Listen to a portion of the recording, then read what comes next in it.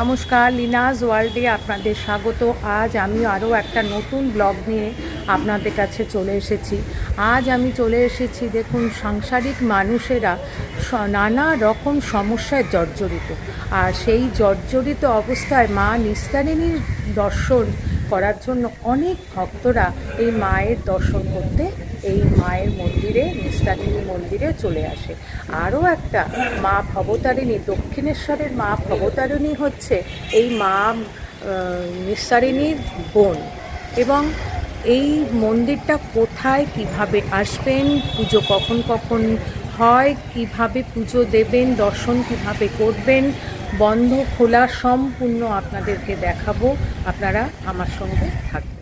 এই নিস্তারিণী মায়ের দর্শন করতে আপনারা এখানে আসবেন কি করে? প্রথমেই অপোজিটে সাইনবোর্ডে লেখা রয়েছে শ্রী শ্রী নিস্তারিণী মা কালী মন্দির বা গ্রহদের কালীবাড়ি, 11 নম্বর বৃন্দাবন বোস লেন। এই যে এই দিকটা দেখছেন, এটা হচ্ছে হাতিবাগান। শ্যামবাজার থেকে কলেজ স্ট্রিটগামী যে কোনো বাসে উঠে কন্ডাক্টরকে যদি বলেন নেতাজির তেলে ভাজার দোকানে নামবো, তাহলে আপনাদেরকে এই স্টপেজে নামিয়ে দেবে। আর এই পাশটা হচ্ছে কলেজ স্ট্রিট থেকে যে কোনো বাস শ্যামবাজারগামী, তাদেরকেও যদি আপনি উঠে বলেন যে নেতাজির তেলে ভাজার দোকানে যাব, তাহলে আপনাদেরকে এই স্টপেজেই নামিয়ে দেবে।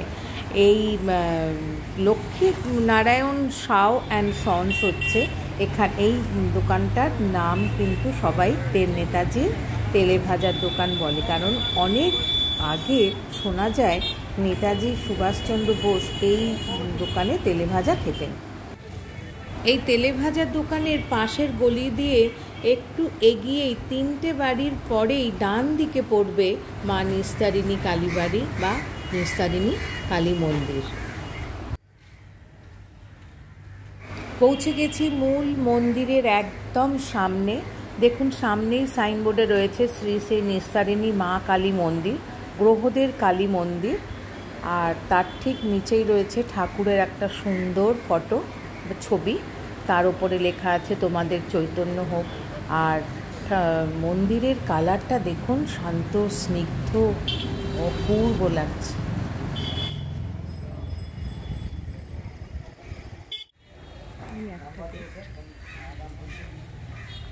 মন্দিরে প্রবেশ করার জন্য দুদিকে দুটো গেট আছে। চলুন মন্দিরের ভেতর প্রবেশ করি।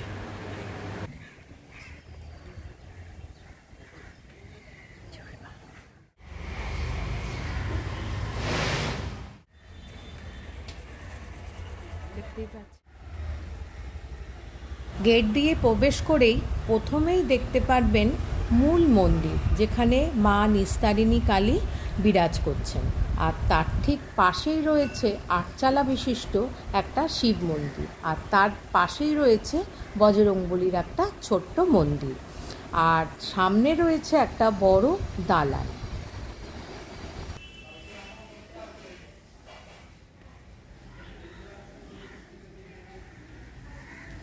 পুরো মন্দিরটি উঁচু বেদির ওপর স্থাপিত, আর দক্ষিণমুখী মন্দিরটি দালান ভিত্তিক। আর দালানের সামনেই একটা বড় রথ আছে। এই ব্যাপারে আপনাদেরকে পরে জানাচ্ছি। আর মায়ের মন্দিরে, মানে মূল মন্দিরের সামনে 4টে বৃহৎ আকারের থাম আছে।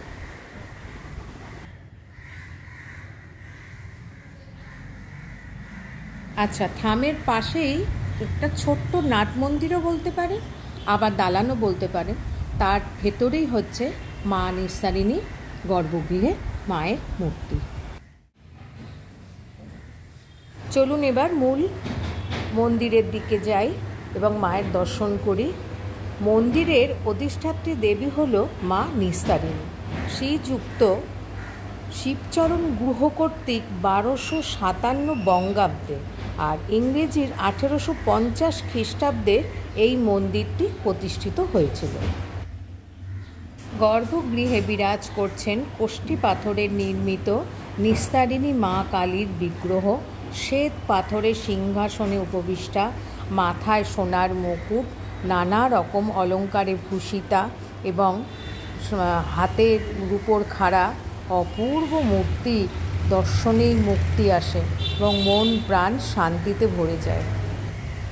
আচ্ছা, এবারে আপনাদেরকে জানাই মা নিস্তারিণী হলেন মা ভবতারিণীর বড় বোনের বিগ্রহে সম্বন্ধে।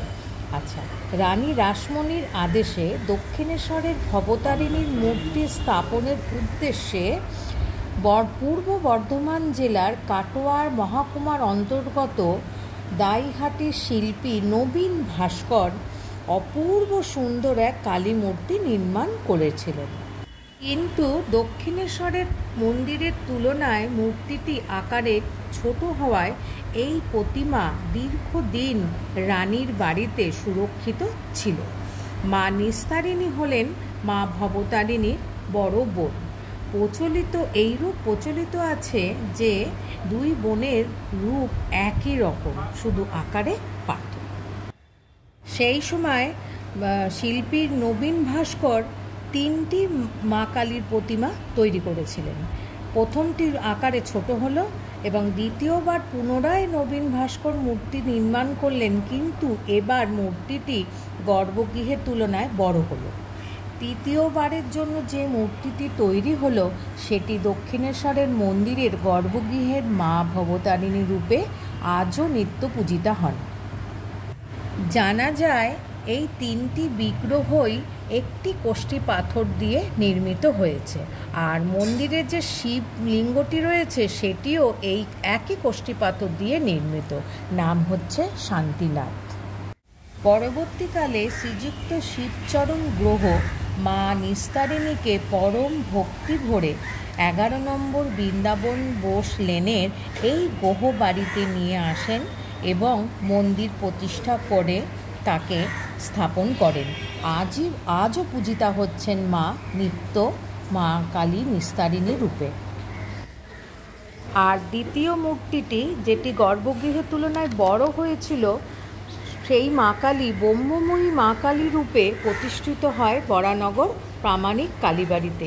আজও পূজিতা হচ্ছেন মা ওখানে।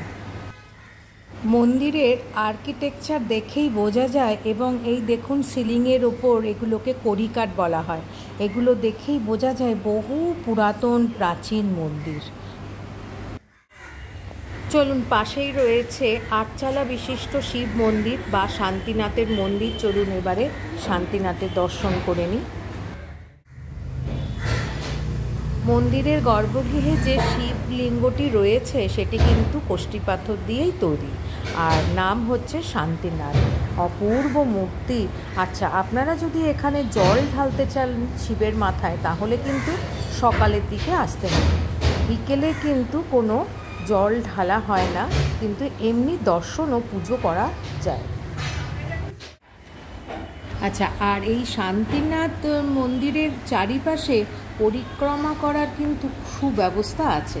মায়ের মন্দিরে কিন্তু পরিক্রমা করার ব্যবস্থা নেই, কিন্তু এখানে দেখুন এইভাবে এই যে মায়ের দর্শনও হচ্ছে এখানে, এইভাবে একদম পরিক্রমার খুব সুন্দর ব্যবস্থা আছে।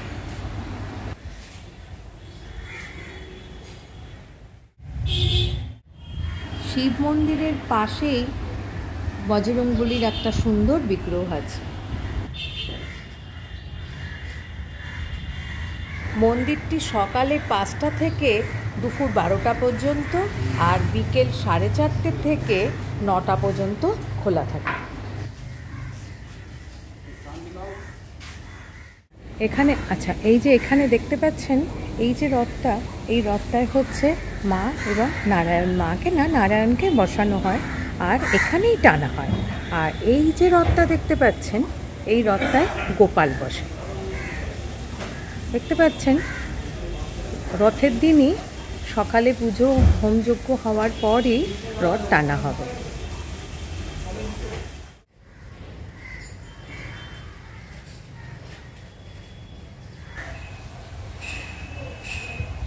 রাত্রিরে ভোগ আরতি হবার পরে মায়ের এখানে দেখতে পাচ্ছেন শয়নের ব্যবস্থাও আছে।